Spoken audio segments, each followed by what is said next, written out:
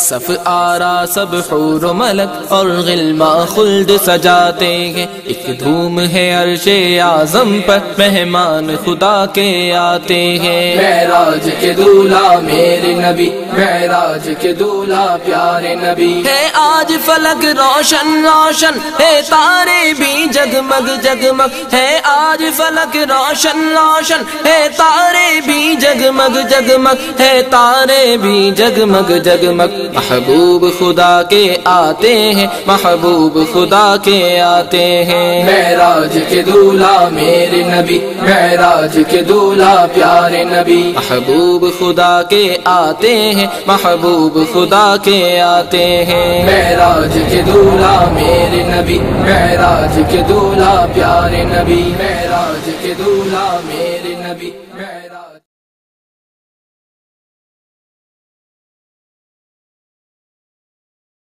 نبی علیہ الصلوۃ والسلام کو اللہ تعالیٰ نے معراج کا سفر عطا فرمایا۔ اس کے بھی دو حصے تھے، ایک زمینی سفر جو مسجد حرام سے مکہ مکرمہ سے لے کے مسجد اقصیٰ تک ہوا، اس کو اسرا کہتے ہیں، اور دوسرا حصہ سفر کا تھا مسجد اقصیٰ سے لے کر عرش سے اوپر سے جانے کا سفر۔ چنانچہ معراج کے سفر کے لیے حضرت جبریل علیہ السلام تشریف لائے اور اپنے ساتھ ایک سواری لائے جس کو براق کہا جاتا ہے۔ یہ گھوڑے کی شکل کی ایک سواری تھی، اس پر نبی علیہ السلام سوار ہوئے اور مکہ مکرمہ سے مسجد اقصیٰ تک کا سفر چند لمحوں میں کر لیا۔ راستے میں ایک جگہ نبی علیہ السلام رکے جو مدینہ طیبہ کے قریب ایک وادی تھی پہاڑ کی، وہاں نبی علیہ السلام کو بہت خوشبو آئی، تو نبی علیہ السلام نے جبریل علیہ السلام سے پوچھا کہ اے جبریل علیہ السلام یہ خوشبو کیسی ہے؟ انہوں نے عرض کیا اے اللہ کے حبیب صلی اللہ علیہ وسلم، جو فرعون کے سر پہ تیل لگانے والی لڑکی تھی، عورت تھی، وہ یہاں پر مدفون ہے، اور اس کے دفن ہونے کی وجہ سے پوری جگہ خوشبو سے رچی ہوئی ہے۔ وہ اللہ کے ہاں کیا مرتبہ رکھتی تھی کہ اس کی وجہ سے پورے علاقے کے اندر خوشبو تھی۔ وہ ایمان والی تھی نا، اس کے ایمان کی خوشبو نے جگہ کو مہکا رکھا تھا۔ پھر 2 رکعت نماز نبی علیہ السلام نے ادا کی اور وہاں سے مسجد اقصیٰ تشریف لے گئے۔ مسجد اقصیٰ میں عجیب منظر تھا، تمام انبیاء تشریف لائے ہوئے تھے، یعنی ان کی روحیں اللہ تعالیٰ نے ان کو وہاں آنے کے لیے موقع دیا، تو وہ مثالی اجسام کے ساتھ وہاں تشریف لائے تھے۔ جب نبی علیہ السلام پہنچے تو سب انبیاء صفوں کی حالت میں کھڑے ہو گئے، اور جبریل علیہ السلام نے نبی علیہ السلام سے عرض کیا اے اللہ کے حبیب صلی اللہ علیہ وسلم آپ انبیاء کی امامت فرمائیے۔ چنانچہ نبی علیہ السلام کو امام الانبیاء ہونے کا شرف حاصل ہوا۔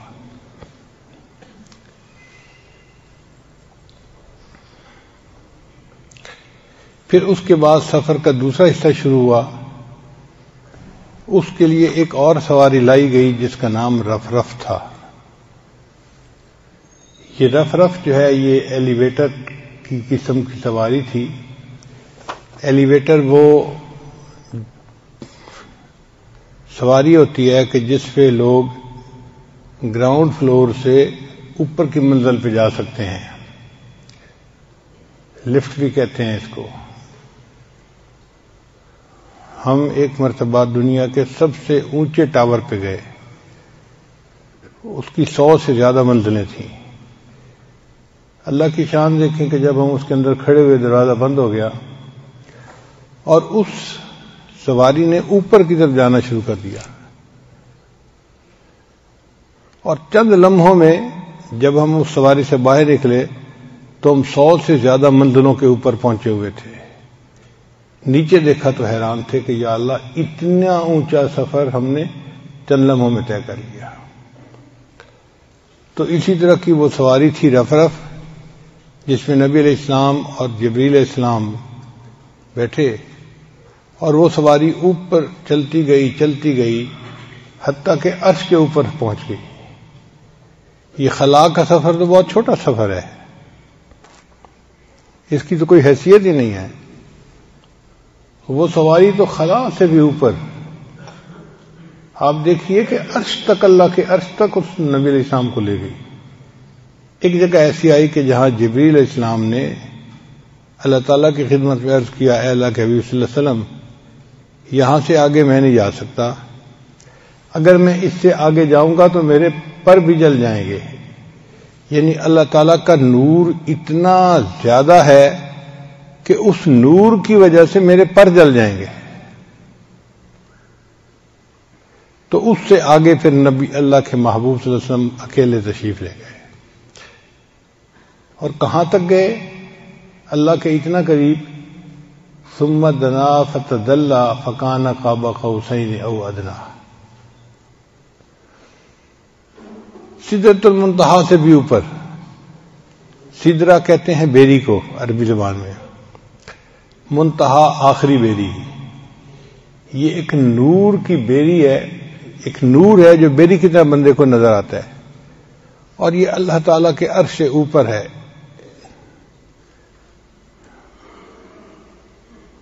تو نبی علیہ السلام اس سے بھی آگے تشریف لے گئے اور اکیلے تھے۔ اس سے نبی علیہ السلام کی پاکیزگی کا اندازہ لگائیے کہ اللہ تعالیٰ کے اتنا قریب، اللہ کے پاس کوئی ناپاک چیز نہیں جا سکتی۔ اللہ تعالیٰ ارشاد فرماتے ہیں، الیہ یصعد الکلم الطیب والعمل الصالح یرفعہ، عمل صالح اللہ کی طرف لوٹتے ہیں اور کلمہ طیب اللہ کی طرف لوٹتا ہے۔ اس پروردگار پاک جو پاک ذات ہے، اس کے پاس تو فرشتے بھی نہیں جا سکتے، مگر اللہ کے محبوب کی پاکیزگی ان فرشتوں سے بھی زیادہ تھی۔ اللہ نے اپنے محبوب کو اپنے پاس بلا لیا اپنے دیدار کے لیے۔ ایک سوال ذہن میں پیدا ہوتا ہے، یہ معراج کیوں پیش آیا؟ تو ہر چیز کی کوئی نہ کوئی وجہ ہوتی ہے۔ اللہ کے محبوب صلی اللہ علیہ وسلم نے مکہ کے لوگوں کو دین کی طرف بلایا، مگر وہ ہٹ دھرم قسم کے لوگ تھے، تھوڑے لوگ مانے اور زیادہ نے مخالفت شروع کر دی، اور مخالفت ہی نہیں، نبی علیہ السلام کو انہوں نے تکالیف پہنچانے بھی شروع کر دی۔ تو اللہ کے محبوب صلی اللہ علیہ وسلم نے سوچا کہ یہ قریش مکہ اپنی ضد کے اوپر جمے رہے اور انہوں نے میرا پیغام ماننے سے انکار کر دیا۔ میں اگر اپنے اور رشتہ داروں کے پاس جاؤں تو ہو سکتا ہے کہ وہ قدر کریں۔ اس زمانے میں رشتہ داری کی، قبیلے کی، تعلق کی بڑی قدر کی جاتی تھی۔ چنانچہ طائف ایک جگہ تھی، پہاڑی جگہ تھی، اور وہاں پر نبی اسلام کے ماموں رشتہ دار رہتے تھے، یعنی نبی اسلام کی جو والدہ تھی نا، حلیمہ سعدیہ، تو بنو سعد قبیلہ کے لوگ وہاں رہتے تھے، تو رشتے میں ماموں بنے پھر وہ۔ تو نبی علیہ السلام کو یہ امید تھی کہ ان سے تو میرا ماموں والا رشتہ ہے، اگر ان کے سامنے میں اللہ کی توحید کا پیغام پہنچاؤں تو ہو سکتا ہے یہ اس پیغام کو مان لیں۔ مگر دل میں ڈر بھی تھا کہ اگر نہ مانیں گے تو پھر کیا ہوگا۔ چنانچہ اللہ کے محبوب صلی اللہ علیہ وسلم نے اپنے طائف کے سفر کو خفیہ رکھا، اس کو عام نہیں کیا۔ اگر نبی علیہ السلام چاہتے تو ابو بکر عمر ساتھ ہوتے، اگر نبی علیہ السلام چاہتے تو سینکڑوں جان فدا کرنے والے عشاق ساتھ ہوتے، مگر اللہ کے نبی صلی اللہ علیہ وسلم سمجھتے تھے کہ اگر میں وہاں گیا اور انہوں نے بات نہ مانی تو پھر مکہ کے مشرک تو اور تیز جری ہو جائیں گے، جرت بڑھ جائے گی کہ اپنوں نے بات نہیں مانی تو ہمارے پاس کیوں آئے ہیں یہ۔ اب اللہ کے محبوب صلی اللہ علیہ وسلم نے اپنے ساتھ کوئی خادم نہیں لیا، اکیلا سفر کیا۔ آپ غور کیجئے کہ مکہ مکرمہ کی گرمی 50 ڈگری سینٹی گریڈ کی گرمی ہوتی ہے، اس میں خشک پہاڑوں کا سفر کرتے کرتے اللہ کے محبوب صلی اللہ علیہ وسلم اکیلے طائف پہنچے۔ طائف کا سفر تقریباً 80 کلومیٹر دور بنتا ہے مکہ سے، یعنی ایک موٹا اندازہ لگائے کہ یہاں سے فیصل آباد کا سفر، اب ایک آدمی کو پیدل چل کے سفر کرنا پڑے یہاں سے فیصل آباد تو کتنا وہ تھک جاتا ہے، کتنی بھوک لگتی ہے، کتنی پیاس لگتی ہے۔ اللہ کے محبوب صلی اللہ علیہ وسلم نے یہ سفر اکیلے فرمایا۔ جب وہاں تشریف لے گئے تو وہاں پر 3 بڑے سردار تھے جو طائف میں رہتے تھے۔ ایک کو آپ صلی اللہ علیہ وسلم نے اللہ کا پیغام پہنچایا تو اس نے جواب دے دیا کہ جی نہیں، میں آپ کی بات کو نہیں مانتا۔ پھر دوسرے کے پاس پیغام پہنچایا،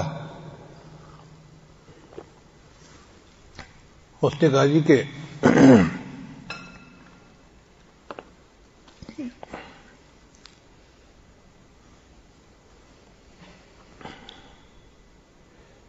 میں بھی آپ کی بات کو نہیں مانتا، اور تیسرے نے کہا کہ میں اس بات کو سننا ہی نہیں چاہتا، میں کیوں سنوں؟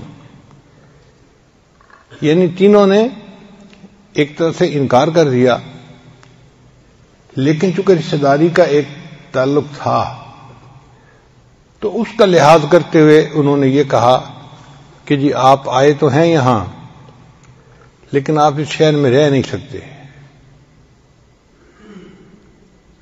آپ یہاں سے فوراً واپس چلے جائیں۔ دوسرے الفاظ میں انہوں نے شہر سے نکلنے کے لیے کہہ دیا۔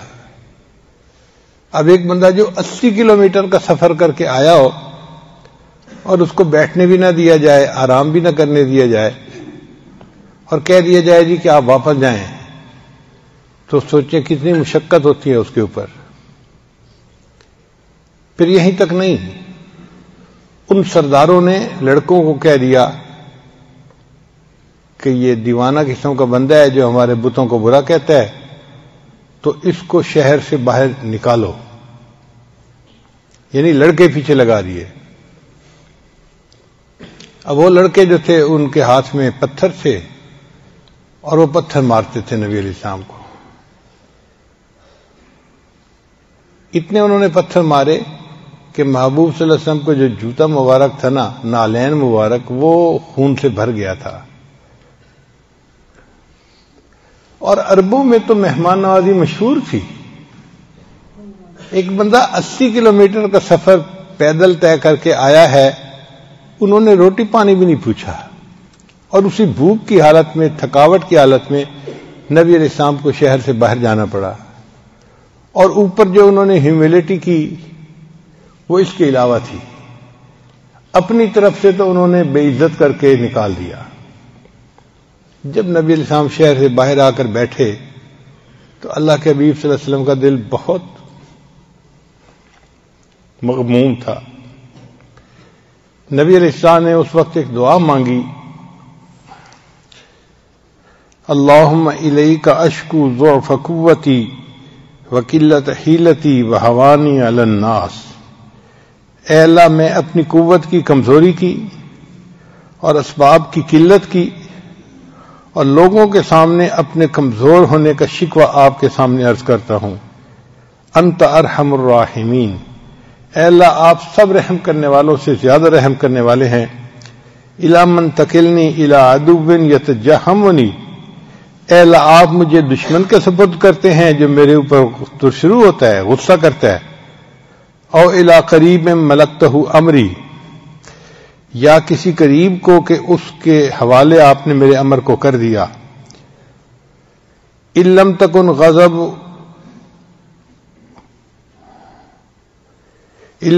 غضبان علی فلا ابالی، اے اللہ اگر آپ مجھ سے ناراض نہیں ہیں تو پھر مجھے کسی چیز کی پرواہ نہیں ہے۔ ان عافیتوں کا اوسع لی، آپ کی عافیت میرے لیے بہت وسیع ہے۔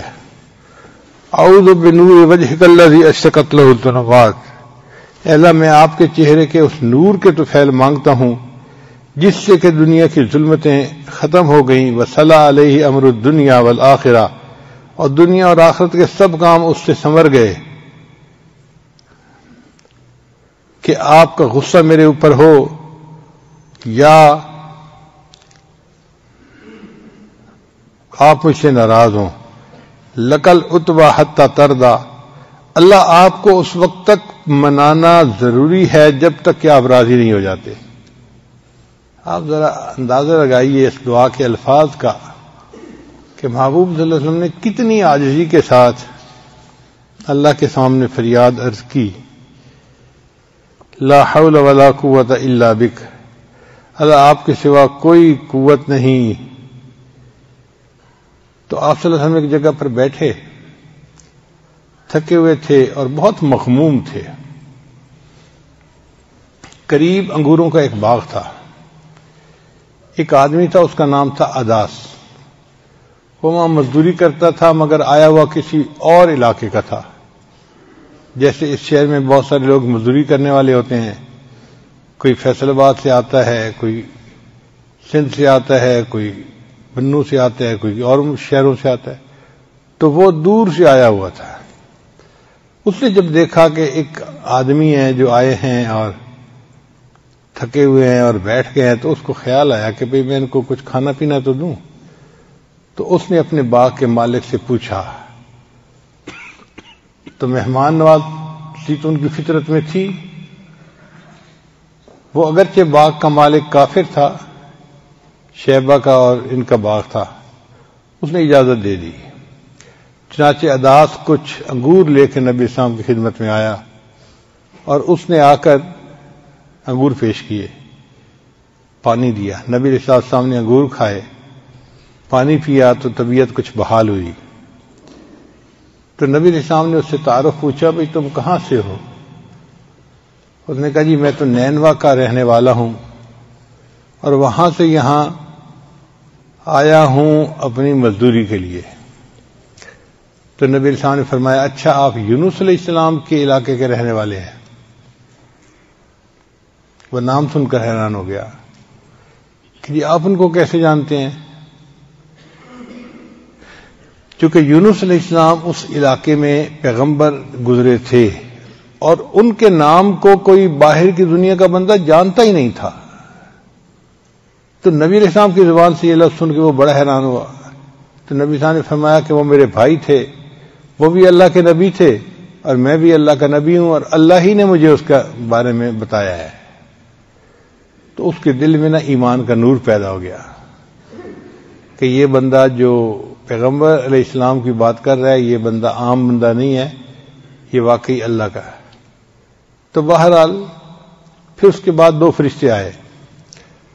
ان فرشتوں نے نبی علیہ السلام کی خدمت میں عرض کیا کہ اے اللہ کے حبیب صلی اللہ علیہ وسلم، اللہ نے ہمیں بھیجا ہے، میں پہاڑوں کا فرشتہ ہوں اور مجھے یہ اللہ نے کہا ہے کہ آپ سے آ کر پوچھوں کہ اگر آپ اجازت دیں تو میں 2 پہاڑوں کو ٹکرا کر یہ پوری جو بستی ہے نا، ان کے لوگوں کو ختم کر دیا جائے، نیست و نابود کر دیا جائے۔ یعنی جن لوگوں نے آپ کی اتنی بے اکرامی کی ہے، اب آپ اجازت دے دیجئے، ہم ان کا نام و نشان مٹا دیتے ہیں۔ 2 پہاڑوں کو ٹکرانا فرشتے کے لیے کون سا مشکل تھا؟ نبی صاحب نے اجازت نہیں دی، یہ دعا کی کہ یا اللہ میری قوم کی مغفرت فرما، فإنہم لا یعلمون، وہ مجھے جانتے نہیں ہیں، ان کو حقیقت کا احساس نہیں کہ کون ہوں میں، اور ان کے پاس اللہ کا پیغام لے کے آیا ہوں۔ چنانچہ نبی علیہ السلام نے ان کو منع کر دیا اور یہ بھی کہہ دیا کہ اگرچہ یہ لوگ ابھی ایمان نہیں لائے، ہو سکتا ہے آنے والے وقت میں ان کی اولادوں میں سے کچھ ایسے ہوں جو ایمان لائیں اور دین پر عمل کرنے والے بن جائیں۔ تو محبوب صلی اللہ علیہ وسلم کی رحمت للعالمین دیکھیے کہ اتنا کچھ ان سے خراب رویہ برداشت فرما لیا اور ان کے لیے عذاب کی اجازت نہیں دی۔ فرشتے چلے گئے تو نبی صاحب پھر اکیلے تھے اور اس کے بعد تنہائی میں بیٹھے ہوئے دل بہت غمزدہ تھا۔ تو نبی علیہ السلام نے پھر دعا کی، کاش کوئی میرا یار ہوتا جو مجھ سے یاری کرتا، میرا کوئی دلدار ہوتا جو مجھ سے دلداری کرتا، یعنی کوئی میرا قریبی دوست ہوتا کہ میں اپنا غم اس کے ساتھ شیئر کر سکتا۔ مقصد کہنے کا یہ تھا۔ جب نبی علیہ السلام نے یہ الفاظ کہے نا تو اللہ تعالیٰ نے فیصلہ فرما لیا، اے میرے محبوب، میں آپ کا یار ہوں اور میں آپ کا دلدار ہوں۔ اب میں آپ کو اپنے پاس بلاؤں گا اور میں آپ کے دل کا غم آپ سے شیئر کروں گا۔ چنانچہ نبی علیہ السلام طائف سے واپس تشریف لے گئے مکہ مکرمہ، اور اس کے چند دنوں کے بعد نبی علیہ السلام کو یہ سفر معراج پیش آیا۔ تو گویا من تواضع للہ رفعہ اللہ، جو تواضع اختیار کرتا ہے اللہ اس کو بلندی عطا فرماتا ہے۔ میرے آقا صلی اللہ علیہ وسلم نے اللہ کے سامنے کتنی تواضع اختیار کی، کیسی پیاری دعا مانگی اور مٹ کے الفاظ کہے، اس کے نتیجے میں اللہ نے آپ صلی اللہ علیہ وسلم کو معراج پر بلا لیا۔ چنانچہ جبریل السلام آئے، براق لے کر آئے، تو نبی علیہ السلام اس وقت گھر میں آرام کر رہے تھے۔ تو جبریل السلام نے آ کر نبی علیہ السلام کے قدموں کو بوسہ دیا، پاؤں کے تلوے جو ہوتے ہیں نا ان کو بوسہ دیا۔ آ کے ایسے نہیں جگایا جیسے ایک لڑکا دوسرے لڑکے کو ہاتھ سے ہلا کے جگاتا ہے، ادب کے خلاف تھا۔ انہوں نے آ کے نبی علیہ السلام کے پاؤں کا جو نیچے کا حصہ ہے نا اس کو بوسے دیے۔ تو نبی علیہ السلام کی آنکھ کھل گئی، پوچھا کون؟ میں آپ کا خادم جبریل، اللہ نے آپ کو یاد فرمایا ہے۔ تو نبی علیہ السلام اس گھر سے چل کر حرم میں آئے، یعنی جہاں مسجد، جس کو مسجد حرام کہتے ہیں، جہاں بیت اللہ ہے، اس مسجد میں آپ تشریف لائے۔ وہاں آ کے آپ نے وضو فرمایا اور نماز ادا فرمائی۔ اس دوران اللہ نے فرشتوں کو بھیجا جنہوں نے محبوب صلی اللہ علیہ وسلم کے سینے انور کو زمزم سے دھویا۔ یعنی یوں سمجھیں کہ یہ نبی علیہ السلام کے مبارک لطائف تھے جن کو اللہ تعالیٰ بالکل اور زیادہ پاک صاف کرنا چاہتے تھے اور نور سے بھرنا چاہتے تھے۔ چنانچہ نور سے ان کو بھر دیا گیا، اور پھر یہاں سے آپ براق پر تشریف فرما ہوئے اور مسجد حرام سے آپ مسجد اقصی تشریف لے گئے۔ جب مسجد اقصی تشریف لے گئے تو وہاں نبی علیہ السلام نے نماز کی امامت فرمائی۔ نماز پہلے انبیاء کو بھی ملی، یہ پہلے سے تھی مگر کامل نہیں تھی۔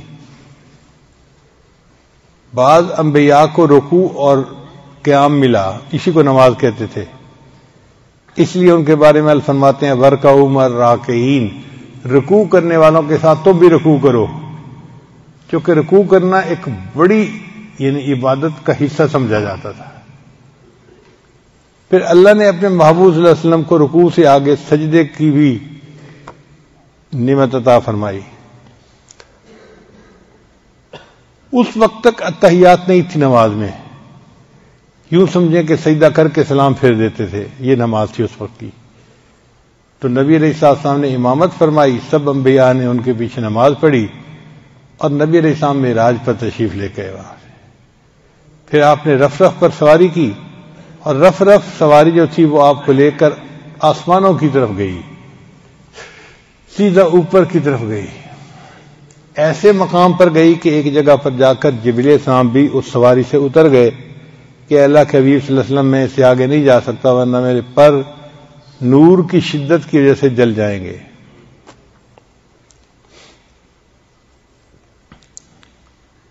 پھر اس سے اللہ کے نبی صلی اللہ علیہ وسلم آگے اکیلے تشریف لے گئے۔ ثم دنا فتدلى فكان قاب قوسين او ادنى، اللہ فرماتے ہیں کہ وہ اتنا اللہ کے قریب ہو گئے کہ جیسے ایک کمان ہوتی ہے نا، یوں اس کے دو سرے قریب ہوتے ہیں، وہ جو کمان کے دو سرے ہیں اتنا قریب ہو گئے بلکہ اس سے بھی زیادہ قریب ہو گئے۔ اللہ اکبر کبیرہ، اللہ نے اپنے پیارے محبوب صلی اللہ علیہ وسلم کو کتنا قرب عطا کیا۔ پھر پھر اس کے بعد اللہ نے اپنے محبوب سے باتیں کی. فَأَوْحَى إِلَىٰ عَبْدِهِ مَا أَوْحَى، اللہ نے وحی کی اپنے محبوب کی طرف جو چاہا وحی کی. اس راز کو کوئی نہیں جانتا، اللہ جانتے ہیں یا ان کے محبوب صلی اللہ علیہ وسلم جانتے ہیں. تاہم اتنا ضرور ہے عزیز طلباء کہ جب نبی علیہ السلام اللہ کے سامنے تشریف لے گئے، حاضر ہوئے، تو نبی علیہ السلام نے یہ الفاظ کہے: التحیات للہ والصلوات والطیبات. ان تینوں الفاظ سے اللہ کی حمد بیان ہوتی ہے، تعریف ہوتی ہے. التحیات، زبان سے جو تعریفیں کی جاتی ہیں ان کو التحیات کہتے ہیں. والصلوات، جو بدن سے عبادت کی جاتی ہے اس کو صلوات کہتے ہیں. والطیبات، اور جو مال خرچ کیا جاتا ہے اللہ کے راستے میں اس کو طیبات کہتے ہیں. تو نبی علیہ السلام نے جا کر 3 باتیں کہیں کہ اے اللہ، جو قولی عبادتیں ہیں یا بدنی عبادتیں ہیں یا مالی عبادتیں ہیں وہ ساری کی ساری آپ ہی کے لیے ہیں، آپ کو سجدی ہیں اور یہ سب عبادتیں آپ کے لیے. التحیات للہ والصلوات والطیبات. اب یہاں پر طالب علم کے ذہن میں سوال پیدا ہوتا ہے کہ نبی علیہ السلام نے سلام کیوں نہیں کیا؟ حالانکہ شریعت تو یہ کہتی ہے کہ جب کوئی 2 بندے ملیں، افشوا السلام بینکم، تم سلام کو اور زیادہ پھیلاؤ اور ایک دوسرے کو سلام کرو. تو نبی علیہ السلام نے سلام کیوں نہیں کیا؟ علماء نے اس کی وجہ لکھی کہ دیکھیں 2 بندے جب ملتے ہیں نا تو ایک دوسرے کو سلام کرتا ہے. سلام دعا ہے، السلام علیکم، آپ کے اوپر سلامتی ہو، یعنی اللہ آپ کو پریشانیوں سے، مصیبتوں سے محفوظ کرے اور آپ ہر پریشانی سے سلامت رہیں. یہ السلام علیکم کا معنی ہوتا ہے، ہم دعا دے رہے ہوتے ہیں. تو نبی علیہ الصلوۃ والسلام نے السلام علیکم اس لیے نہیں کہا کہ اللہ تعالیٰ تو سلام ہے، خود سلام ہے، ان کا نام ہے السلام، اس کو کوئی پریشانی نہیں، کوئی مصیبت نہیں، لہذا یہ دعا اللہ کے حق میں دی نہیں جا سکتی تھی. تو بس ایک ہی بات تھی کہ نبی علیہ السلام نے جا کر اللہ کی تعریف کی، اے اللہ، قولی عبادتیں، بدنی عبادتیں اور مالی عبادتیں، تینوں قسم کی جو عبادتیں ہیں ان کے حقدار آپ ہیں، آپ ہی کو وہ سجدتی ہیں اور یہ سب آپ کے لیے ہیں. تو اللہ تعالیٰ نے اس کے جواب میں 3 ہی الفاظ کہے: السلام علیک ایھا النبی ورحمۃ اللہ وبرکاتہ. اے نبی صلی اللہ علیہ وسلم، آپ کے اوپر سلامتی ہو. چونکہ آپ صلی اللہ علیہ وسلم تو مخلوق تھے نا، اور اللہ کے نبی تھے، انسان تھے، تو آپ کو تو سلامتی کی ضرورت تھی. تو اللہ نے فرمایا السلام علیک ایھا النبی ورحمۃ اللہ وبرکاتہ، اور اللہ کی رحمتیں ہوں اور اللہ کی برکتیں ہوں. اب اس کے آگے بعض محدثین فرماتے ہیں کہ نبی علیہ الصلوۃ والسلام نے اپنی امت کو بھی اس دعا میں شامل کیا اور جواب میں یوں کہا: السلام علینا وعلی عباد اللہ الصالحین، ہم پر بھی سلامتی ہو اور جتنے نیک بندے آئیں گے ان پر بھی سلامتی ہو. اور بعض کہتے ہیں محدثین کہ نہیں، فرشتوں نے یہ الفاظ کہے. تو بہرحال جو بھی تھے، جواب میں یہ الفاظ بھی کہے گئے. اب یہ گفتگو تھی جو محبوب کی اللہ رب العزت سے عرش کے اوپر ہوئی، اور اس کو اللہ نے ہماری التحیات کا حصہ بنا دیا اور التحیات کو ہماری نماز کا حصہ بنا دیا. اللہ اکبر کبیرہ.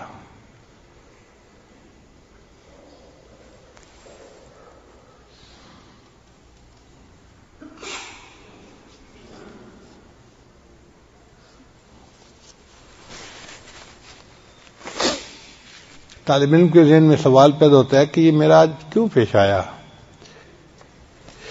اللہ تعالیٰ اپنے محبوب صلی اللہ علیہ وسلم کا دل خوش کرنا چاہتے تھے کہ محبوب صلی اللہ علیہ وسلم، آپ کا دل غمزدہ ہے، آپ میرے پاس تشریف لائے، میں آپ کو جنتوں کی سیر کرواؤں، عرشوں کی سیر کرواؤں، اور میں آپ کو بتاؤں کہ میرے پاس آپ کا مقام کیا ہے. یہ تو بے قدر لوگ ہیں، جاہل لوگ ہیں، ان کو کیا پتا، ان سے کیا گلہ کرنا. تو اللہ نے اس لیے بلا لیا۔ اب سوال پیدا ہوتا ہے کہ پھر انبیاء وہاں کیوں موجود تھے؟ اس میں بھی حکمت ہے کہ اللہ نے اپنے انبیاء سے وعدہ لیا تھا پہلے سے ہی۔ قرآن مجید میں اللہ فرماتے ہیں آل عمران سورت میں وَإِذْ أَخَذَ اللَّهُ مِيثَاقَ النَّبِيِّينَ، اور یاد کرو اس وقت کو جب اللہ نے انبیاء سے میثاق لیا، وعدہ لیا، لَمَا آتَيْتُكُم مِّن كِتَابٍ وَحِكْمَةٍ، اے میرے انبیاء اگر میں تمہیں کتاب اور حکمت عطا کروں، ثُمَّ جَاءَكُمُ الرَّسُولُ، اور پھر تمہارے پاس رسول آئیں، مُصَدِّقًا لِمَا مَعَكُمْ، اور وہ تصدیق کریں جو تمہارے پاس ہے، لَتُؤْمِنُنَّ بِهِ وَلَتَنصُرُنَّ، تو تم ان کے اوپر ایمان لے آنا اور ان کی مدد کرنا۔ اب یہ انبیاء سے اللہ نے پہلے سے وعدہ لیا ہوا تھا اور انبیاء نے وعدہ کیا تھا۔ قال اقررتم، اللہ نے فرمایا کیا آپ اس بات کا اقرار کرتے ہیں؟ واخذتم علی ذلکم اسری، اور میں اس کے اوپر تم سے عہد لیتا ہوں۔ قالوا، انہوں نے جواب دیا اقررنا، اے اللہ ہم نے اس بات کا اقرار کیا کہ ہم آپ کے محبوب پر ایمان بھی لائیں گے اور ان کی مدد بھی کریں گے۔ قال فاشهدوا وانا معكم من الشاہدین، اللہ نے فرمایا اچھا میرے انبیاء تم بھی گواہ رہنا، میں بھی اس کے اوپر گواہ ہوں۔ اب اللہ نے یہ وعدہ لے لیا تھا انبیاء سے، تو نبی علیہ السلام تو دنیا میں سب سے آخر پہ تشریف لائے۔ اب اس عہد کو پورا کرنے کا موقع اور کیا ہو سکتا تھا؟ کوئی ہو ہی نہیں سکتا تھا۔ اللہ نے احسان فرمایا کہ جب نبی علیہ السلام معراج پر تشریف لے جا رہے تھے تو اس وقت انبیاء کی روحوں کو ایک جگہ پر اکٹھا فرما دیا، اور نبی علیہ السلام کو وہاں لے گئے اللہ، تو انبیاء کو نبی علیہ السلام کی زیارت کا بھی موقع نصیب ہو گیا اور نبی علیہ السلام کی نبوت کو تسلیم کرنے کا بھی موقع نصیب ہو گیا، چنانچہ انہوں نے نبی علیہ السلام کے پیچھے نماز ادا کی۔ تو اللہ کے محبوب صلی اللہ علیہ وسلم کی جو بلندی مرتبت ہے وہ ظاہر ہوئی اس سے کہ آپ صرف نبی نہیں تھے بلکہ امام الانبیاء تھے، انبیاء کے بھی امام تھے اور نبی الانبیاء بھی تھے، یعنی انبیاء کے بھی آپ نبی تھے۔ انبیاء سے اللہ نے وعدہ لیا تھا آپ کی نبوت کو ماننے کا، تو آپ نبی الانبیاء تھے۔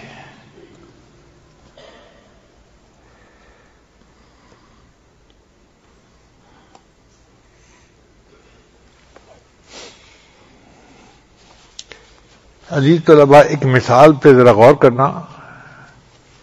کوئی بندہ مجھے ملتا ہے نا راستے میں، ناواقف ہوتا ہے یا انجان ہوتا ہے، کہتا ہے جی میں آپ سے ملنا چاہتا ہوں۔ میں کہتا ہوں بھائی فلاں جگہ پر گھر ہے، مسجد ہے، آپ آ جانا، میں آپ سے ملاقات کر لوں گا۔ تو میں اس کو بلا لیتا ہوں کہ آپ آ جانا، میں آپ سے ملاقات کروں گا۔ لیکن اگر میں جا رہا ہوں اور مجھے کوئی اپنا بہت قریبی دوست ملے، اس سے دور کی رشتہ داری بھی تھی، بچپن کا کلاس فیلو بھی تھا، بہت قریبی تھا، اور کئی سالوں بعد وہ مجھے ملا، تو اس کو میں پتہ نہیں بتا دیتا کہ بھئی فلان جگہ ملنے کے لیے آ جانا ہے۔ میں کہتا ہوں بھئی آؤ میری گاڑی میں بیٹھو، میں آپ کو اپنے گھر لے جاتا ہوں۔ تو ایک بندے کو آنے کے لیے پتہ بتا دیا اور دوسرے بندے کو خود اپنی گاڑی میں بٹھا کے گھر لے کے آئے، ہے نا فرق دونوں میں؟ وجہ کیا تھی کہ جو پہلا تھا وہ مرید تھا، اس کو ارادت تھی، اس کو کام تھا، اور یہ جو دوسرا بندہ تھا نا یہ مراد تھا، یہ محبوب تھا، اس کو ساتھ بٹھا کے لے آئے۔ تو اللہ کے محبوب صلی اللہ علیہ وسلم اللہ کے محبوب تھے، مراد تھے، اور حضرت موسیٰ علیہ السلام اللہ کے مرید تھے، طالب تھے۔ تو موسیٰ علیہ السلام اللہ سے ملاقات کرنا چاہتے تھے، اللہ نے فرمایا وَلَمَّا جَاءَ مُوسَىٰ لِمِيقَاتِنَا، جب آئے موسیٰ علیہ السلام ہماری ملاقات کے لیے، یعنی موسیٰ علیہ السلام آئے ملاقات کرنے کے لیے کوہ کے اوپر، اور جب نبی علیہ السلام کا معاملہ آیا تو اللہ نے یہ نہیں فرمایا کہ جب میرے محبوب آئے مجھ سے ملاقات کے لیے، اللہ نے فرمایا سبحان الذی اسری بعبدہ لیلا من المسجد الحرام الی المسجد الاقصی، پاک ہے وہ ذات جو لے گیا اپنے محبوب کو مسجد حرام سے مسجد اقصی تک۔ یعنی نبی علیہ السلام نہیں گئے، اللہ لے گیا۔ اب اللہ نے سبحان سے اس لفظ کو شروع فرمایا، اس بات کا تذکرہ کیا۔ سبحان کا مطلب جو ہر کمی سے پاک ہو، ہر عیب سے پاک ہو۔ اس کا مطلب یہ کہ جو بندہ اس میں شک کرے وہ اللہ تعالیٰ کے ذات کے بارے میں تردد کرنے والا ہے، اس کا ایمان ہی ضائع ہو جائے گا۔ تو جب اللہ کہتے ہیں کہ اللہ لے گیا، اللہ پاک ہے ہر عیب سے، اب کوئی یہ نہیں کہہ سکتا جی یہ چیز تو ممکن ہی نہیں تھی۔ بھئی بندوں کے لیے ناممکن تھی، اللہ کے لیے ناممکن نہیں تھی۔ اللہ جو چاہے وہ کر سکتے ہیں۔ تو پاک ہے وہ ذات جو لے گئی اپنے محبوب کو اپنے مسجد حرام سے مسجد اقصی تک۔ اسی طرح حضرت موسیٰ علیہ السلام نے اللہ سے دعا مانگی تھی، رب اشرح لی صدری، اے اللہ میرے سینے کو شرح عطا فرما دیجئے، کھول دیجئے، شرح صدر عطا فرما دیجئے۔ تو گویا موسیٰ علیہ السلام کو ایک نعمت کی طلب تھی، انہوں نے اللہ سے دعا مانگی، اور اللہ نے اپنے محبوب کو بھی شرح صدر والی نعمت عطا فرمائی، مگر یہ نہیں کہا کہ میرے محبوب نے مجھ سے مانگا تھا۔ اللہ فرماتے ہیں الم نشرح لک صدرک، اے میرے محبوب کیا ہم نے آپ کو شرح صدر نہیں عطا فرما دیا؟ تو دیکھو مرید کا معاملہ اور تھا اور مراد کا معاملہ کچھ اور تھا۔ تو موسیٰ علیہ السلام کو طور پر دیدار کے لیے گئے تھے، اور اللہ نے اپنے محبوب کو اپنے پاس دیدار کے لیے خود بلا لیا۔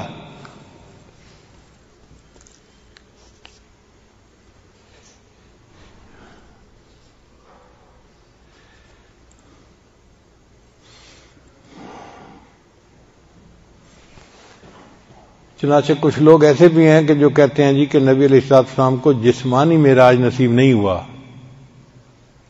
روحانی معراج تھا۔ علماء اہل سنت والجماعت اس بات کا یقین رکھتے ہیں کہ محبوب صلی اللہ علیہ وسلم کو اللہ نے جسمانی معراج عطا فرمایا۔ بھئی روحانی معراج عطا ہونا تھا اور ایک تجلی پڑھنی تھی تو پھر عرشوں پر بلانے کی کیا ضرورت تھی؟ جیسے اللہ نے موسیٰ علیہ السلام کے لیے کوہ طور پر تجلی ڈال دی تھی، تو اللہ اپنے محبوب کے لیے جبل نور پہ بھی تجلی ڈال سکتے تھے۔ جبل نور کو کوہ طور بنا دینا کون سا مشکل تھا اللہ کے لیے؟ تو پھر عرشوں پہ لے جانے کا کیا مسئلہ، اس کی کیا ضرورت تھی؟ عرش پر جو اللہ لے گئے، یہ چیز ثابت کر رہی ہے کہ یہ جسمانی معراج تھا۔ دنیا میں معراج کیوں نہیں اللہ نے دے دیا؟ اب اس کی وجہ سمجھیے کہ اللہ تعالیٰ کا دیدار دنیا میں ممکن ہی نہیں ہے۔ دنیا کے اندر اتنی صلاحیت ہی نہیں ہے کہ یہ اللہ تعالیٰ کی اس تجلی کو برداشت کر سکے۔ اللہ تعالیٰ نے موسیٰ علیہ السلام کو 70,000 پردوں میں سے تجلی ڈالی تھی۔ 70,000 پردوں سے تجلی ڈالی تھی۔ فلما تجلی ربہ جعلہ دکا وخر موسیٰ صعقا، اور وہ پہاڑ جو تھا نا جس پر تجلی پڑی تھی وہ جل کر کوئلہ بن گیا تھا، اور موسیٰ علیہ السلام بے ہوش ہو گئے۔ اس کا مطلب یہ کہ دنیا اللہ کی تجلی کو برداشت کرنے کی صلاحیت ہی نہیں رکھتی۔ یہ بات سمجھ گئے؟ اب اللہ تعالیٰ تو پردوں کے بغیر اپنے محبوب کو اپنا جلوہ دکھانا چاہتے تھے، تو وہ چیز تو دنیا میں ممکن ہی نہیں ہے۔ اسی کو تو حضرت مجذوب رحمۃ اللہ نے فرمایا، نہیں کرتے وہ وعدہ دید کا حشر سے پہلے، نہیں کرتے وہ وعدہ دید کا حشر سے پہلے، دل بیتاب کی ضد ہے ابھی ہوتی یہی ہوتی۔ دل بیتاب تو یہ چاہتا ہے اللہ آپ کا دیدار اب بھی ہوتا اور یہی ہو جاتا، مگر اللہ فرماتے ہیں نہیں میرے بندے، تم جب آخرت میں آؤ گے نا میرے پاس تو میں وہاں دیدار کرواؤں گا۔ نہیں کرتے وہ وعدہ دید کا حشر سے پہلے، دل بیتاب کی ضد ہے ابھی ہوتی یہی ہوتی۔ تو اللہ تعالیٰ اپنے محبوب صلی اللہ علیہ وسلم کو پردوں کے بغیر دیدار کروانا چاہتے تھے، وہ دنیا میں پاسبل نہیں تھا۔ اللہ نے فرمایا اچھا میرے محبوب، میں آپ کو عرشوں کے اوپر بلاتا ہوں جہاں دنیا کے قاعدے قانون نہیں لگ سکتے، وہ جگہ ہی الگ ہے۔ چنانچہ رف رف سواری کو بھیجا گیا اور اللہ نے اپنے محبوب کو عرشوں کے اوپر بلا لیا، اور وہاں اللہ کے محبوب صلی اللہ علیہ وسلم کو پردوں کے بغیر اللہ رب العزت کا دیدار نصیب ہوا۔ یہ نعمت وہ ہے جو مومن کو جنت میں نصیب ہوگی، اور اللہ نے اپنے محبوب صلی اللہ علیہ وسلم کو یہ دنیا میں ہی اپنے پاس بلا کر عطا کر دی۔ اس کی مثال یوں سمجھیں کہ جیسے جنتی ہونے کا پتہ قیامت کے دن ہر مومن کو چلے گا، لیکن کچھ ایسے بھی صحابہ تھے کہ جن کو جنتی ہونے کی بشارت اللہ نے دنیا میں عطا فرما دی اپنے محبوب کی زبان سے، تو ان کو عشرہ مبشرہ کہتے ہیں۔ 10 صحابی ایسے تھے کہ جن کو دنیا میں اللہ کے محبوب نے جنتی ہونے کی بشارت عطا فرما دی تھی، تو ان کو اللہ نے دنیا میں جنت کی بشارت عطا فرما دی، اور باقی لوگوں کو قیامت کے دن بشارت ملے گی۔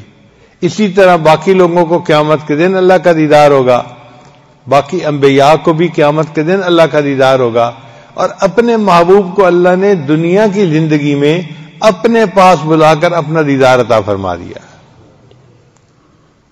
حکمت کیا تھی اس میں؟ حکمت یہ تھی کہ جتنے انبیاء دنیا میں تشریف لائے وہ سارے اللہ کے وجود کی گواہی دیتے تھے، مگر بن دیکھے دیتے تھے، یعنی سنی سنائی بات تھی۔ لا الہ الا اللہ، اس کو کیا کہتے ہیں؟ نفی اثبات۔ کیا کہتے ہیں؟ لا الہ نفی کو کہتے ہیں، اور الا اللہ اس بات کو کہتے ہیں کہ کوئی معبود نہیں سوائے اللہ کے۔ تو جتنے انبیاء نے یہ گواہی دی سب نے بن دیکھے دی، اللہ کو کسی نے نہیں دیکھا، سنی سنائی بات ہے۔ وہ جانتے تھے کہ اللہ کو کوئی نہیں دیکھ سکتا، مگر انہوں نے ایمان کی وجہ سے گواہی دی۔ ان کی گواہی بڑی معتبر۔ ایک بندہ سنی سنائی بات پہ گواہی دیتا ہے تو وہ گواہی مضبوط ہوتی ہے، اور ایک بندہ اس چیز کو دیکھ کے آتا ہے پھر گواہی دیتا ہے تو یہ گواہی اثبت ہوتی ہے، اس سے بھی زیادہ مضبوط ہوتی ہے۔ اس کی مثال یوں سمجھیں کہ آپ میں سے کئی لوگ ہیں کہیں گے جی امریکہ ہے امریکہ ہے امریکہ ہے، مگر یہ سنی سنائی باتیں ہوں گی، لوگوں سے سنی ہے، ٹی وی پہ سنی ہے، اخباروں میں پڑھا ہے، سنی سنائی بات ہے۔ اب مجھے اللہ نے وہاں جانے کی توفیق عطا فرمائی تو میں اس کو دیکھ کے آیا ہوں۔ اب میں آپ کے سامنے اگر گواہی دوں کہ بھئی امریکہ ایک ملک ہے اور اس کا ایئرپورٹ نیو یارک ایسا ہے، واشنگٹن ایسا ہے، فلاں ایسا ہے، تو میری گواہی اور اس بندے کی گواہی میں زمین آسمان کا فرق ہوگا۔ اس بندے کی گواہی سنی سنائی اور میری گواہی دیکھی دکھائی۔ بات سمجھ آ گئی نا؟ اس کو کہتے ہیں لیس الخبر کالمعائنۃ، کہ جو خبر ہوتی ہے نا وہ مشاہدے کی طرح نہیں بن سکتی۔ سن کے بات کرنا اور چیز ہوتی ہے، دیکھ کے بات کرنا اور چیز ہوتی ہے۔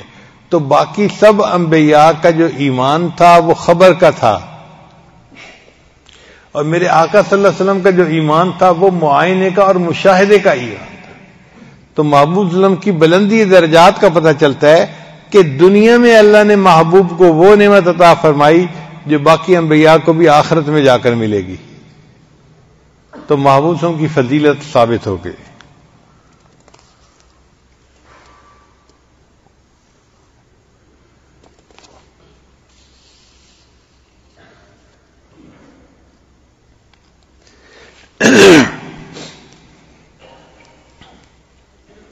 اب سوال پیدا ہوتا ہے کہ انبیاء کی امامت نبی علیہ الصلوۃ والسلام نے معراج پر جانے سے پہلے فرمائی، آ کے فرماتے تو اور اچھا ہوتا۔ تو علماء نے جواب دیا کہ پہلے انبیاء کو نماز کا کچھ حصہ ملا تھا، ادھوری نماز ملی تھی، قیام ملا تھا، رکوع ملا تھا، اور سجدہ نبی علیہ السلام کو ملا۔ اور پھر اس میں جو تکمیل ہوئی نا وہ عرش پہ جا کے ہوئی کہ اتحیات کا مضمون جو بنا، میں نے ابھی آپ کے سامنے جو کھولا۔ تو اگر نبی علیہ السلام آ کر پڑھاتے تو جو نماز نبی علیہ الصلوۃ والسلام کو ملی وہی کامل نماز باقی انبیاء کو بھی مل جاتی، پھر فضیلت کہاں رہ جاتی؟ اللہ اپنے محبوب صلی اللہ علیہ وسلم کو فضیلت دینا چاہتے تھے، تو اللہ تعالیٰ نے فرمایا میرے محبوب صلی اللہ علیہ وسلم آپ انبیاء کی امامت پہلے کروا لیں تاکہ جتنی نماز ان کو ملی وہ اپنی نماز پڑھ لیں. جب آپ واپس آئیں گے تو آپ اور آپ کی امت کو میں کامل نماز پڑھنے کی توفیق عطا فرما دوں گا. فرشتے بھی نماز پڑھتے ہیں مگر ان کی نماز بھی ادھوری. نبی صاحب نے فرمایا کچھ فرشتے قیام کی حالت میں ہیں، ساری زندگی قیام میں رہیں گے. کچھ رکوع میں ہیں، ساری زندگی رکوع میں رہیں گے. کچھ سجدے میں، ساری زندگی سجدے میں رہیں گے. کچھ اتحیات میں ہیں، ساری زندگی اتحیات میں رہیں گے. تو فرشتے بھی نماز کا ایک ایک رکن ادا کرتے ہیں. اللہ کی شان دیکھیے، اللہ نے اپنے معصوم کی امت پر کتنا احسان فرمایا. اللہ نے سب ارکان کا مجموعہ انسان کو عطا فرما دیا. ہم قیام سے لے کے اتحیات تک کے سارے ارکان ادا کرتے ہیں.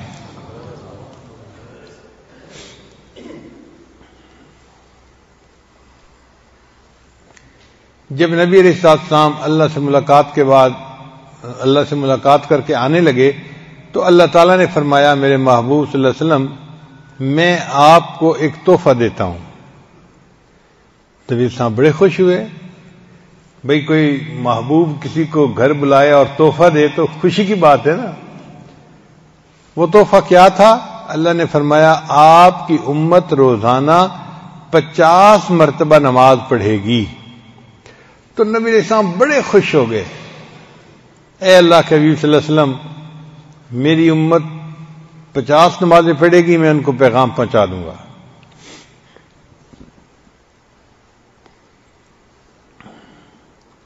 اور اللہ تعالیٰ نے امت کے ساتھ رحمت کا معاملہ کرنے کا بھی فیصلہ فرما دیا.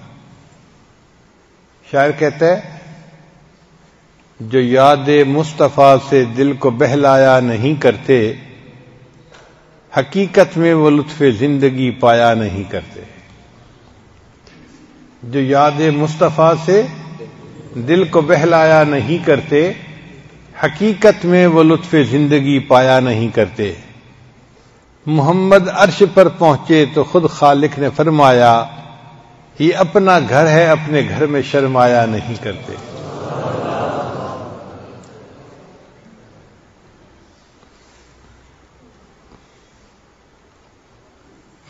گناہگاروں کو ہم بخشیں گے تم سے وعدہ کرتے ہیں.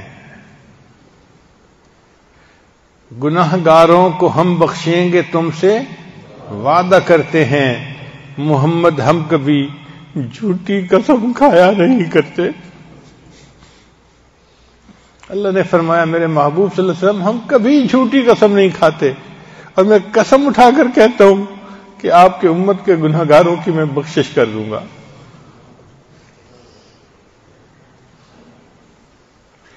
تو نبی علیہ السلام بہت خوش ہوئے اور پھر واپس تشریف لے آئے.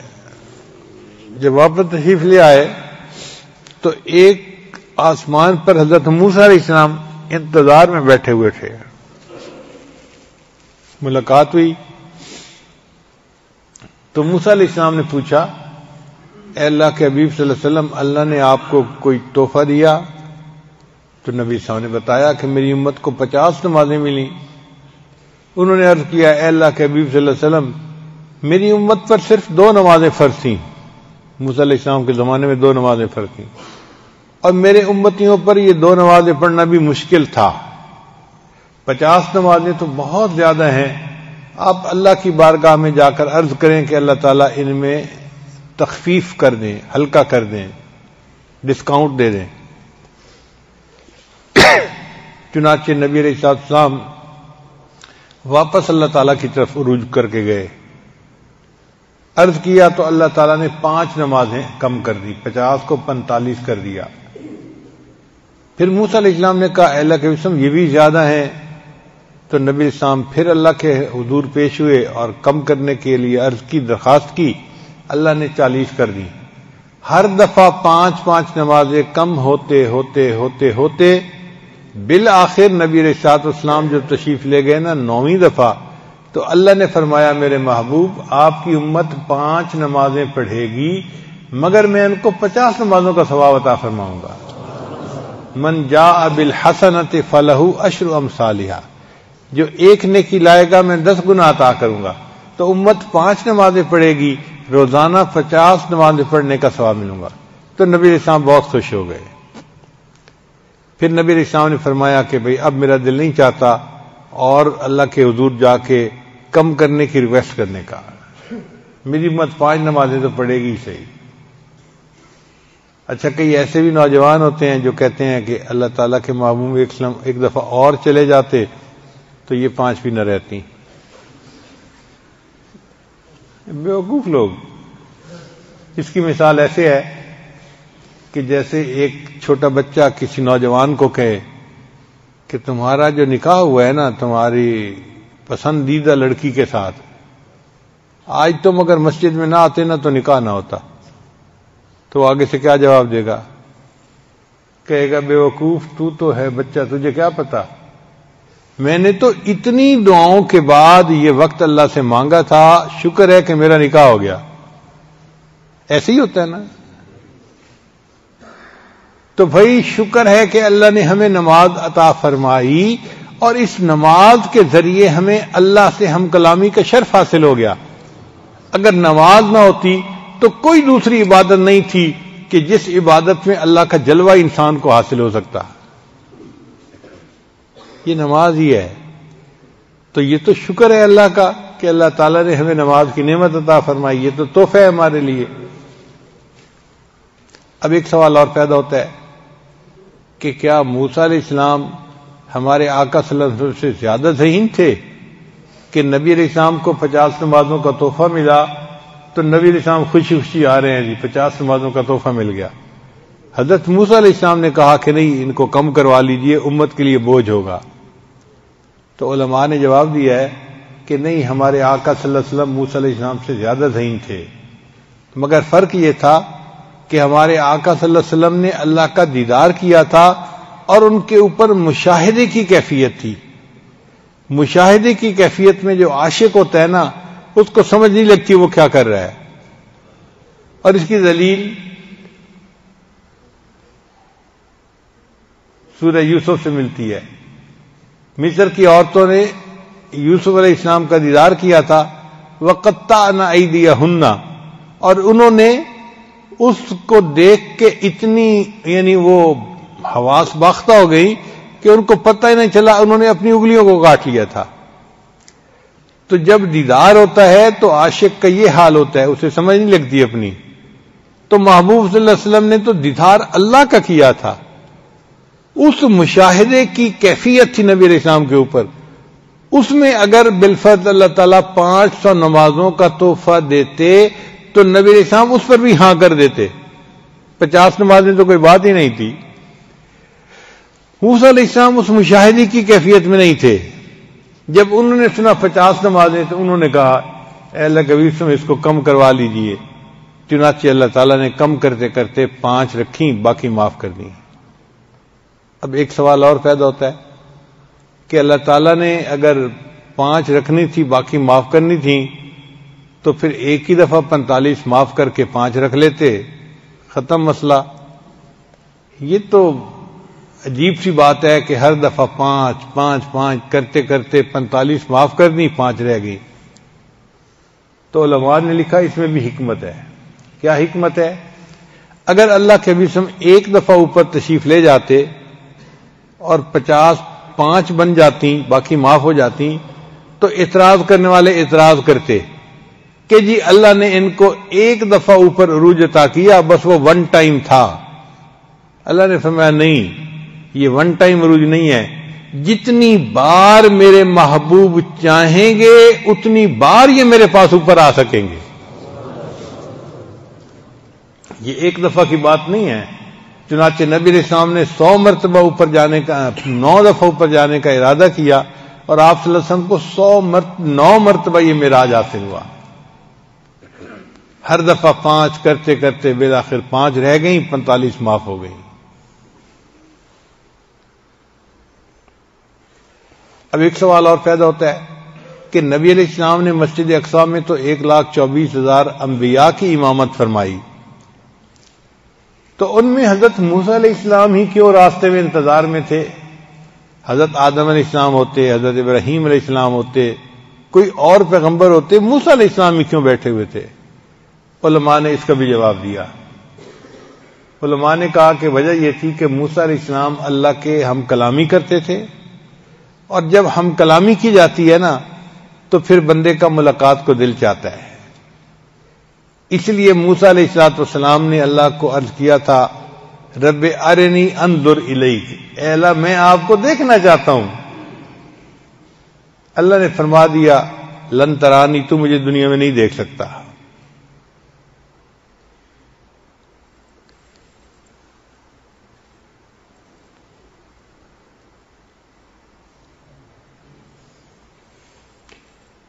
ایک شاعر نے شعر کہا، لازم نہیں کہ سب کو ملے ایک سا جواب، لازم نہیں کہ سب کو ملے ایک سا جواب، آؤ نہ ہم بھی سیر کریں کوہ طور کی۔ کہ موسیٰ علیہ السلام کو اللہ نے جواب دے دیا تھا نہیں دیکھ سکتے، تو لازم نہیں کہ سب کو ایک سا جواب ملے، آؤ ہم بھی سیر کرتے ہیں، ہو سکتا ہے کہ ہمیں ہاں میں جواب مل جائے۔ مگر وہ شاعر بیچارہ راز سے واقف نہیں تھا، اگر واقف ہوتا تو وہ یوں کہتا، لازم یہی ہے سب کو ملے ایک سا جواب، جاؤ اور تم بھی سیر کرو کوہ طور کی۔ جتنی مرتبہ کوہ طور چلے جاؤ، دنیا میں رہتے ہوئے اللہ کا دیدار کر ہی نہیں سکتے، سب کو ایک جیسا جواب ملے گا۔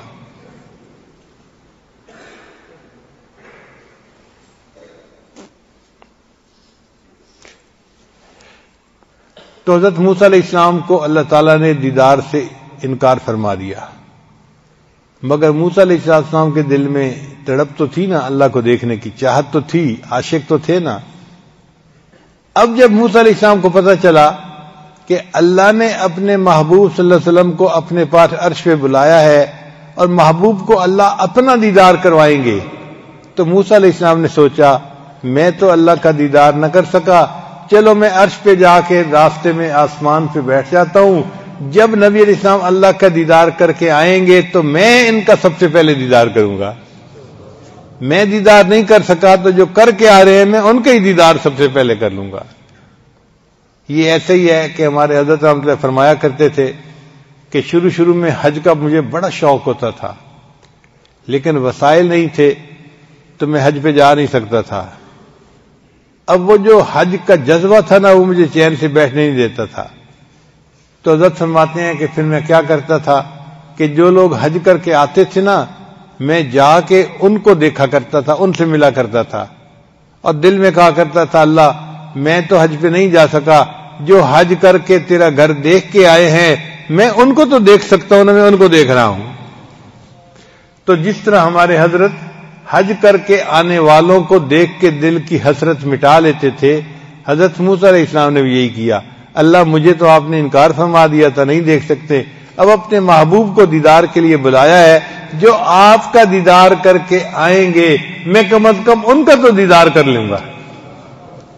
اس لیے حضرت موسیٰ علیہ السلام راستے میں بیٹھے اور انہوں نے نبی علیہ السلام کا انتظار کیا۔ اس پورے سفر میں جانے اور آنے میں نبی علیہ السلام کو چند لمحے لگے، ٹائم زیادہ نہیں لگا۔ حدیث پاک میں آتا ہے کہ نبی علیہ السلام نے جو وضو فرمایا تھا نا تو وضو کا پانی ابھی چل رہا تھا جب آپ واپس تشریف لے آئے۔ جس بستر پہ آپ صلی اللہ علیہ وسلم آرام فرما رہے تھے وہ بستر ابھی گرم تھا جب آپ واپس تشریف لے آئے۔ اس کا مطلب ہے چند لمحوں کا مسئلہ تھا، یعنی چند لمحوں میں اللہ کے نبی صلی اللہ علیہ وسلم تشریف لے بھی گئے عرشوں کے اوپر اور پھر واپس بھی تشریف لائے اور ٹائم ہی نہیں لگا۔ اب ٹائم نہیں لگا تو اس کا کیا مسئلہ ہے، اس کا مسئلہ بھی ذرا سمجھ لیجئے۔ دیہاتی علاقوں میں مرد جو ہوتے ہیں نا وہ کھیتوں کے اندر کام کرتے ہیں، ہل چلاتے ہیں، اور صبح سویرے وہ نکلتے ہیں اذانوں کے وقت، اور ہل چلاتے چلاتے جب صبح کے 10 بجتے ہیں نا تو دھوپ بھی ہو جاتی ہے، اس وقت ان کو بھوک لگتی ہے اور ان کو کھانے کی ضرورت پیش آتی ہے، تو ان کی بیویاں ان کے لیے صبح کا ناشتہ لے کے کھیت میں جاتی ہیں۔ وہ تو پہلے سے انتظار میں ہوتے ہیں کہ کب بیوی آئے گی اور میرے لیے روٹی بھی ہوگی اور لسی بھی ہوگی، اور ان کو شدت سے پیاس لگی ہوتی ہے، پسینہ آیا ہوتا ہے، تو جیسے ہی وہ ہل چلاتے چلاتے بیوی پہ نظر پڑتی ہے نا، تو وہ ہل وہیں روک کے ایک طرف بیٹھ جاتے ہیں، پہلے ناشتہ کرتے ہیں، بعد میں کام کرتے ہیں۔ یہ بات سمجھ آ گئی؟ اس کو پنجابی میں ایک شاعر نے یوں کہا، پیا لونگ دا لشکارا تے حالیاں نے ہل روک لے۔ لونگ کہتے ہیں وہ عورتیں جو یہ ناک کے اندر کوکا سا ڈالتی ہیں سونے کا، کہ جب لونگ کا لشکارا پڑتا ہے نا تو حالی جو ہے وہ اپنا ہل روک لیتے ہیں، کام بند کر دیتے ہیں کہ محبوب آ گئی، اب مجھے کام روکنا ہے اور پہلے ناشتہ کرنا ہے، بعد میں کام کروں گا۔ تو پیا لونگ دا لشکارا تے حالیاں نے ہل روک لے۔ بالکل یہی معاملہ تھا کہ اللہ تعالیٰ کائنات کے نظام کو چلا رہے تھے، لیکن جب اللہ کے محبوب صلی اللہ کے پاس تشریف لے گئے تو اللہ نے بھی یہی فیصلہ فرمایا، میرے محبوب آپ میرے پاس آئے ہیں، میں تھوڑی دیر کے لیے نظام کائنات کو روک دیتا ہوں۔ لہذا ٹائم آگے گزرا ہی نہیں، جہاں ٹائم تھا وہیں رہا، اور اللہ کے محبوب صلی اللہ علیہ وسلم تیر کر کے عرشوں کی پھر واپس بھی تشریف لیا۔ اب یہ چیز سائنس سے بھی ثابت ہو گئی ہے، پہلے زمانے میں تو نہیں تھی، لیکن چونکہ آج سائنسی دور ہے تو سائنس نے بھی اس بات کو تسلیم کر لیا ہے۔ میں تھوڑی دیر کے لیے سائنس پڑھے لوگوں کے ساتھ گفتگو کروں گا تاکہ وہ ذرا اس بات کو عقلی طور پہ بھی سمجھ لیں۔ ایک سائنسدان گزرا ہے، اس کا نام تھا آئنسٹائن۔ اس نے تھیوری آف ریلیٹیوٹی پیش کی، اور اس تھیوری آف ریلیٹیوٹی میں اس نے ایک نظریہ پیش کیا ٹائم ڈائلیشن کا، کہ ٹائم جو ہے نا یہ لمبا بھی ہو جاتا ہے، ٹائم ڈائلیٹ بھی کر جاتا ہے۔ اس میں اس نے ایک ایکویشن لکھی، T = T0 بٹا 1 - v²/c² √۔ اب ہر طالب علم تو نہیں سمجھے گا، لیکن جو سمجھتے ہیں کم از کم وہ تو سمجھے نا۔ تو یہ اس نے ایکویشن پیش کی، اسی ایکویشن سے ثابت ہوتا ہے کہ c جو ہے یہ ہے ویلاسٹی آف لائٹ، جو روشنی کی ویلاسٹی ہے، 1,86,000 میل فی سیکنڈ، یعنی ایک سیکنڈ میں روشنی اتنا لمبا سفر کر لیتی ہے۔ اللہ اکبر کبیرہ۔ اگر فریم آف ریفرنس کی سپیڈ اس سے کم ہوگی تو v چھوٹا اور نیچے c بڑا، اس کا مطلب ہے کہ v/c جو ہے نا وہ 1 سے چھوٹا بن جائے گا۔ تو 1 سے چھوٹے کا مطلب یہ کہ 1 - چھوٹا 1 سے، تو جواب پازیٹو آ جائے گا۔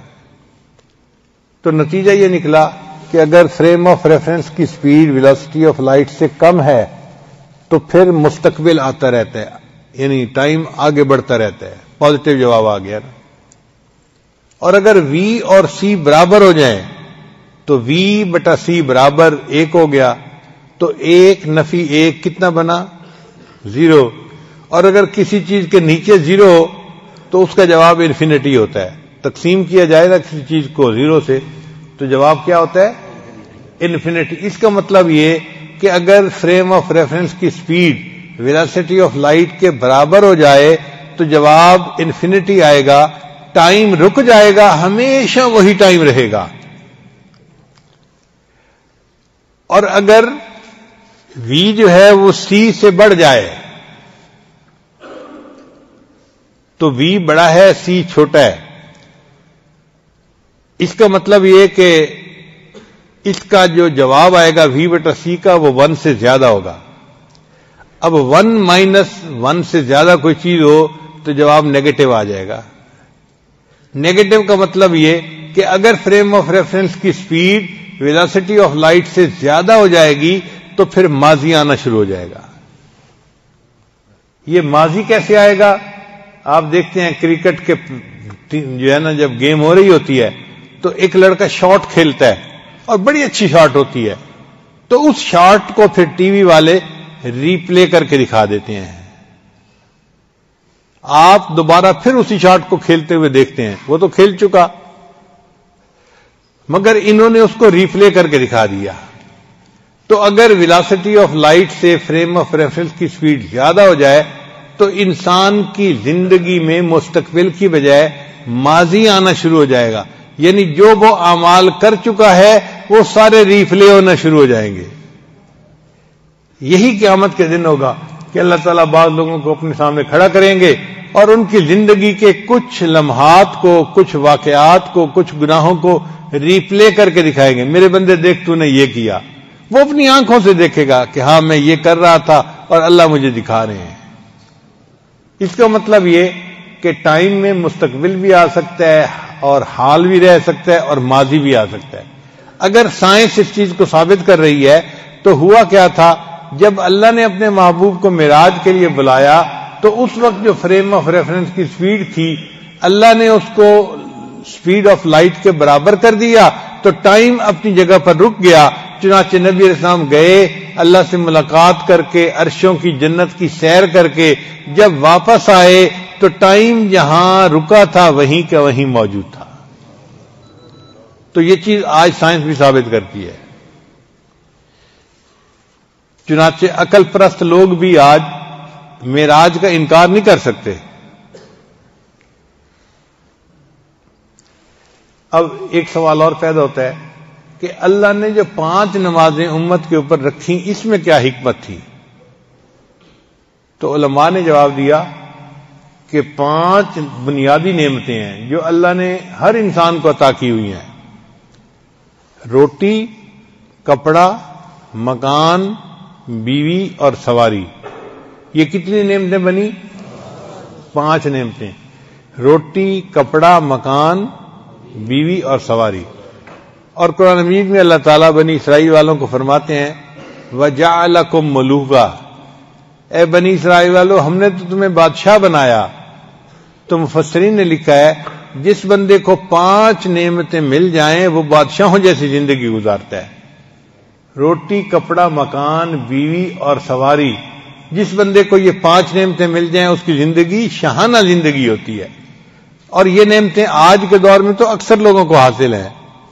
ہر بندے کو اللہ نے روٹی دی، کپڑا دیا، مکان دیا، بیوی دی اور سواری بھی دی۔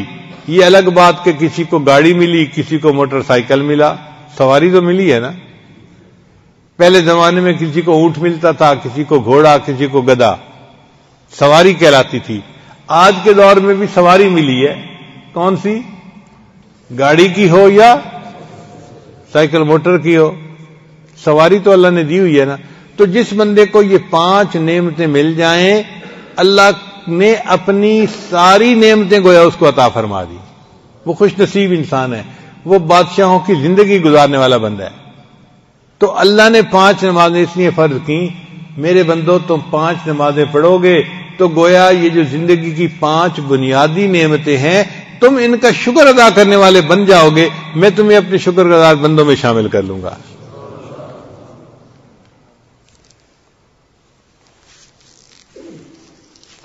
بعض علماء نے کہا کہ نہیں، انسان کی زندگی میں 5 حواس ہیں جن کو حواس خمسہ کہتے ہیں، ان کی مدد سے ہم زندگی گزارتے ہیں۔ یہ 5 حواس کون سے ہیں؟ دیکھنا، سننا، چکھنا، چھونا اور سونگھنا، 5 حواس ہیں۔ ہم ان حواس سے کسی بھی چیز کے بارے میں معلوم کر سکتے ہیں کہ یہ کیسی ہے۔ تو یہ 5 حواس اللہ نے ہر انسان کو عطا فرمائے جن کی وجہ سے زندگی اچھی گزرتی ہے۔ آپ بتائیں اگر کسی کو آنکھیں نہ ملیں تو زندگی کا کوئی مزہ رہ جاتا ہے؟ یا کسی بندے کو سننے کی نعمت نہ ملے تو زندگی کا کیا مزہ؟ یا کسی بندے کو سونگھنے کی نعمت نہ ملے تو زندگی کا کیا مزہ؟ یا کسی بندے کو ذائقہ ہی نہیں ہے، جو کھا رہا ہے سب ایک جیسی چیز ہے تو زندگی کا کیا مزہ؟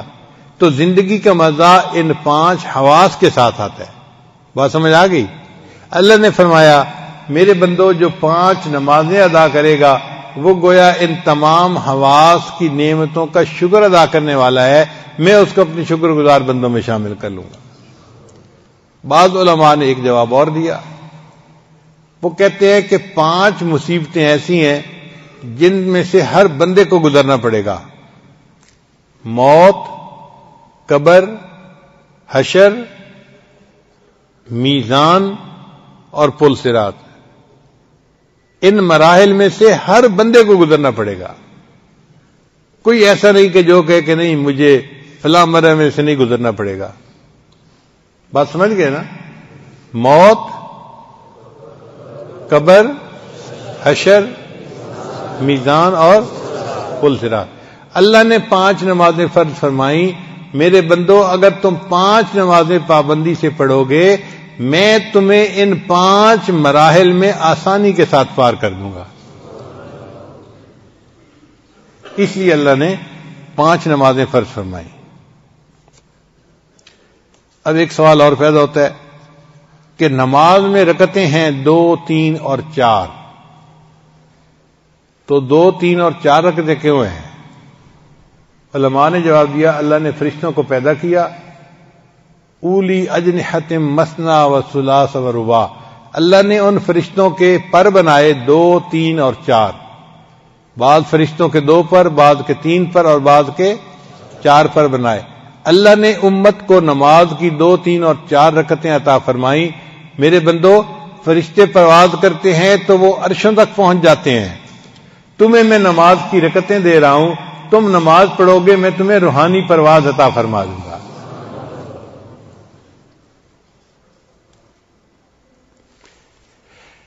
پھر پورے دن میں 17 رکعتیں فرض ہیں۔ کتنی رکعتیں فرض ہیں؟ 17 رکعتیں۔ وہ کیسے؟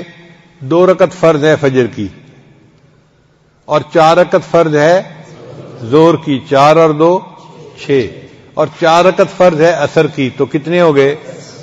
10 ہو گئے، اور 3 رکعت فرض ہے مغرب کی، تو 10 اور 3، اور عشاء کی پھر 4 رکعت، تو کتنی ہو گئیں؟ 17 رکعتیں فرض ہیں پورے دن میں۔ تو 17 رکعتیں اللہ نے کیوں فرض فرمائیں؟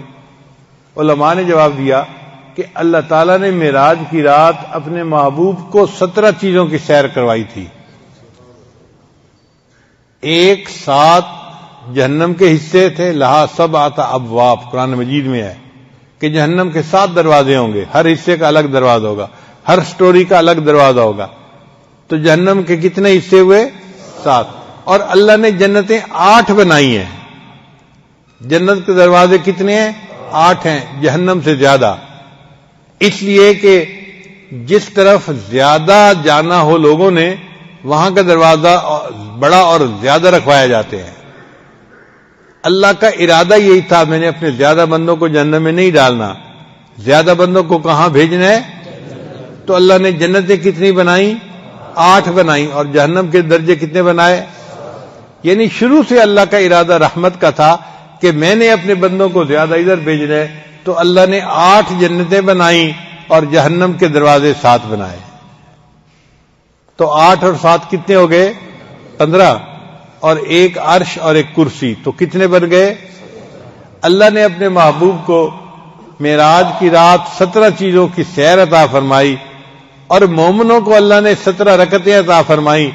میرے بندو اگر تم 17 رکعتیں ادا کرو گے تو میں اس کے بدلے تمہیں روحانی معراج عطا فرما دوں گا۔ اپنے محبوب کو تو جسمانی معراج عطا کیا تھا، تمہیں کیا عطا کروں گا؟ روحانی معراج عطا کروں گا۔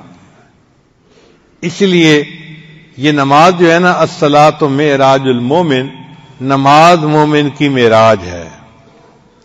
اور التحیات جو ہم پڑھتے ہیں نا، یہ امت محمدیہ کے لیے اللہ تعالی کی طرف سے خصوصی انعام ہے۔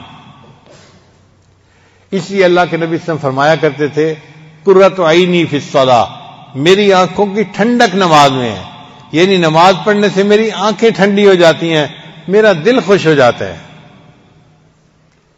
اور جب اذان کا وقت ہوتا تھا تو نبی صلی اللہ علیہ وسلم فرماتے تھے، ارحنی یا بلال، بلال اذان دے اور میری آنکھوں کو ٹھنڈک پہنچا دے۔ تو جو بندہ نماز کو پابندی کے ساتھ خشوع اور خضوع سے پڑھتا ہے اس کو گویا ایک دن میں 5 مرتبہ روحانی طور پر اللہ کا دیدار نصیب ہوتا ہے، دل کی آنکھ